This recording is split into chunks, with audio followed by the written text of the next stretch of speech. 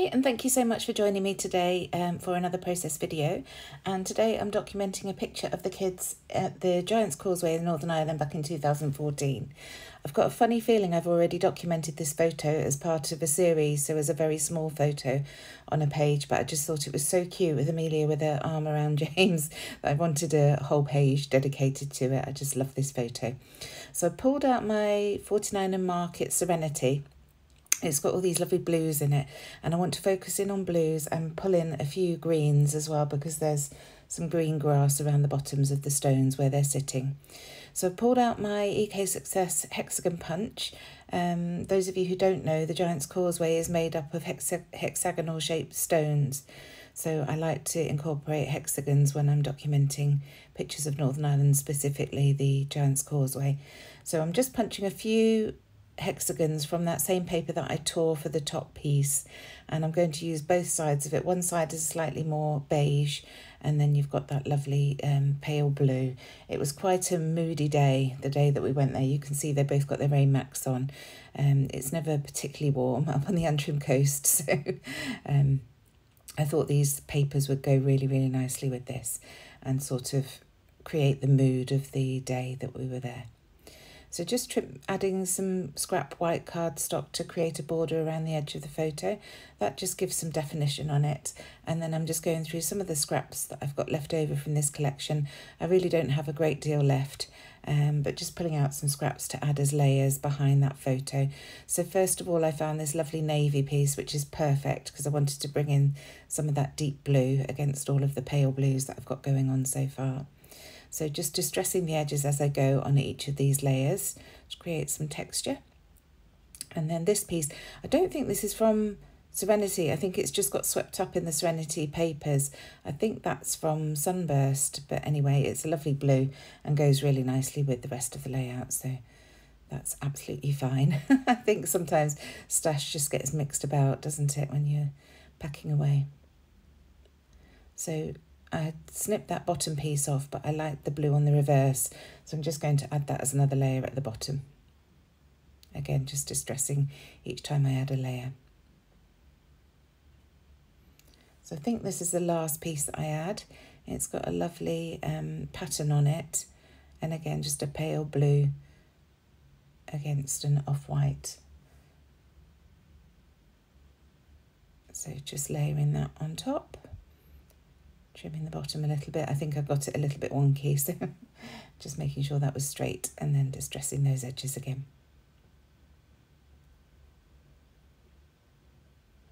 So there we go. The photo's going to sit roughly there, and the hexagons are going to be in the bottom left-hand corner. But I wanted to add some mixed media behind these hexagons, so I've grabbed this Stampendous Tim Holtz Stampers Anonymous, isn't it? Tim Holtz stencil, which has got all the hexagons all over it.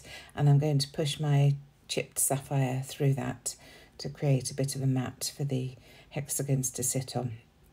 So just blending through with a blending brush. I'm not too worried about getting lighter and darker colours. I like that effect. And I'm just going all over this corner where the hexagons are going to sit. And then when I do that, I decide that I want to bring in a different blue. So I actually bring in some speckled egg, you'll see shortly, and just blend that all over the hexagons. So it's moving that ink around ever so slightly and bringing this paler sort of grey blue into the mix as well. So blending that across the edges as a halo and then over some of the hexagons as well. And I love the look that that creates. Almost there. So now that's done, I'm going to bring my hexagons back in, and I'm bringing in Blueprint Sketch, which is a different blue, just to ink the edges of these hexagons, just to provide a little bit of definition. I decided against distressing the edges this time. I just wanted to add some inking. And I also decide while I'm putting them down that I actually want to make them not even, so the spaces between the hexagons aren't even. You'll see I pull them further apart, and I just like the look of that. I'm not a particularly uniform scrapper. You will have seen if you've watched my videos before. I prefer things to look a little bit different, so this is my way of doing that. and taking the hexagons off the edge of the page just so that it fills in that corner. So this is where I start to pull them further apart, you'll see there. So I just step it up slightly, and then this one I step further down and further across to the right. So I should trim those edges off, and then I can use those bits on the rest of the layout. Put that one the wrong way around. So just adding this full hexagon to that top piece. And you'll see in a minute I managed to get some ink on the hexagon. I just get ink everywhere when I'm doing this. There you go, look, there it is. But not to worry, I'm going to use this half that I've got left over and just layer that up over the top. So I'll just add ink to the edges again. And then just add that, and it creates a really nice texture on top of that first hexagon. So just trimming that edge off, and then the bottoms, and then I can carry on. So I have also got a hexagon stamp as part of the Hey Little Magpie directions stamp, and I'm going to use that with weathered wood. This is one of my favourite greys. It's a blue grey and it's absolutely beautiful. And again, it's just bringing those hexagons in a different size and a different look to the page. I don't want to add too many, but I'm just going to have them across that bottom piece of white cardstock just to sort of fill in the blanks, so to speak. And I'm thrilled with the way that looks when that's done. Just one more, I think, down here. There we go. So now I can get this photo stuck down and then continuing with the embellishing around the edges. So first of all, I pull in this Simple Stories sticker sheet from their summer collection last year, I think it was. It could have been the year before, actually. Just says seize the day, and I think that works really nicely because obviously we're on the coast and the blue works perfectly with these papers. So just mounting the title that's not on the photo onto some foam pads just to raise it up. These papers are very thick, so with all the layers I've got behind the photo, this needed raising up on the left hand side. So I stick that down and then realise it's not straight. So I'll bring in my T-square ruler and get that sorted. Just have to be a little bit careful when you stick stickers down onto photos, but it came up fine. So I put it on and then realise it's not far enough over, so just moving it over a little bit, double checking it's straight, and there we have it. So there's the title. And then just going in to see if there's anything else on this sticker sheet, and there's one, a pale grey one that says Ships Ahoy. So next I'm going to bring in one of these colour swatch collections from 49er Market. I think this is the Willow one, and these greens work perfectly with that grass that I've mentioned in the photo. So I'm just going to pull out a couple of bits of leaves to layer up on this left hand side, and I'm thrilled with the way that looks. Just bringing that green in really changes the feel of the layout rather than being monochromatic blue and very cold. There were also these little tickets, so I'm just going to cut half a strip of those and tuck that in the right hand side. No need to use a full strip because it's all going to be tucked behind, so I can save that other half for another layout in the future. Just adding some glue to those leaves before I forget that they're not glued down. And I'm using my Nuvo Deluxe adhesive. I just love that glue. You'll have seen me using that plenty of times. So before I finish with these, I find a little word phrase that says life is an adventure.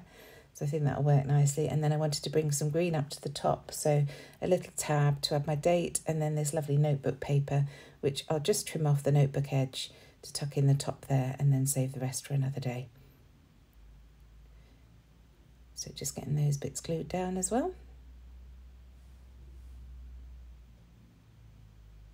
And you can see I've also pulled out the summer Porch collection that I've got on the right hand side there. I'm just about to pull that out because there are some lovely navy blue bits in there that I want to use as well. Now I love this lace that is like borders, isn't it? So I decided that I want to add some borders to the right hand side of the photo. So I just chop a little bit off the top and a little bit off the bottom and tuck those in. I'm just going to trim that corner off so that that looks more finished at the top. And then I spot one of the little rope pieces, this piece here with a knot in it, and I think that's going to work really nicely as another layer. So I add the knot to the bottom and then just the string piece to the top of the layout. So again, it looks like it's a continual piece behind the photo, but these are just being tucked in.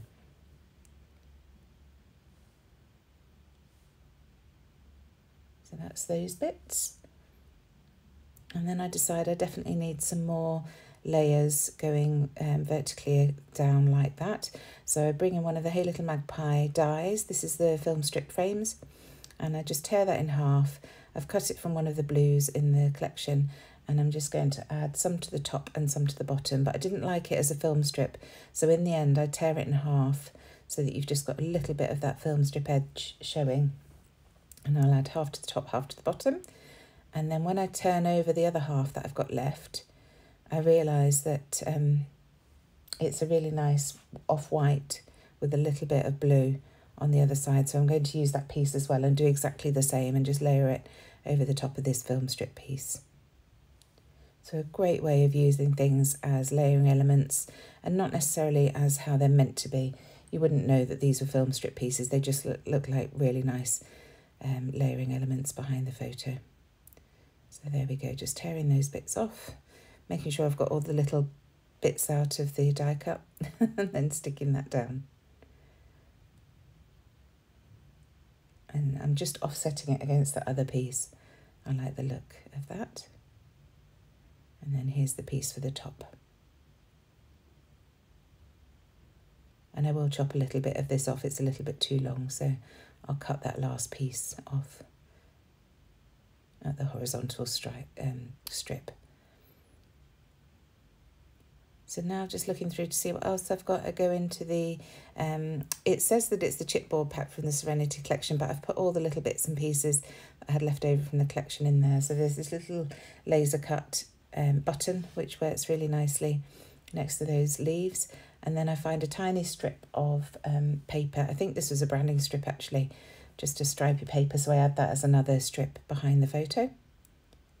And I really love those vertical lines behind the photo there. So here's another word strip that just says, nothing better than this. I'm going to add that to the bottom of the photo, and then I find this chipboard piece that says memory, and I really like that in the top left-hand corner. It just fills that corner in. It was very, very blank on that side before. So now going into the summer porch pieces to see what else I can find. Straight away I come across this, I don't know how to describe it really. It's almost like a street sign that says together. So I'm going to pop that at the top there. Add that memory chipboard piece. And then I find a chipboard. Sorry, first of all I find this. It's actually from one of our printables at Hey Little Magpie, and it's just a half label sheet shape in a nice blue, so I'm going to add that to the top there just as another layer. And then I find a chipboard piece that says it's sure time in the ephemera pack. Well, it's not chipboard, it's heavy card. And just add that to the bottom there. And finally I'm going to splatter across the inking just to see if I can lift any of that colour up, but it wasn't terribly successful. So I'm going to add my roller date stamp to my label at the top there, which was August 2014. Just mopping up that water, and that's where I see it didn't really work terribly successfully. So then I'm going to come in with some ink splatters just to create a little bit more interest down here. I'm trying to, again, to lift up some of that colour by just focusing water in certain areas. But I don't know whether I'd left the ink on too long and that's why it didn't work, or, but anyway, it didn't really work. So just coming in with Uncharted Mariner and some water and adding some splatters. And then when I add that, I decide that I definitely want some gold. So come in with my gold watercolour to add some splatters at the end. And that's the layout finished. I really hope I've provided some inspiration and shown you how to build up some mixed media on some white blank cardstock. Here's that gold paint now. I love this. Other than that, I shall see you again very soon. Thank you so much for joining me. Do ask if you have any questions. Bye.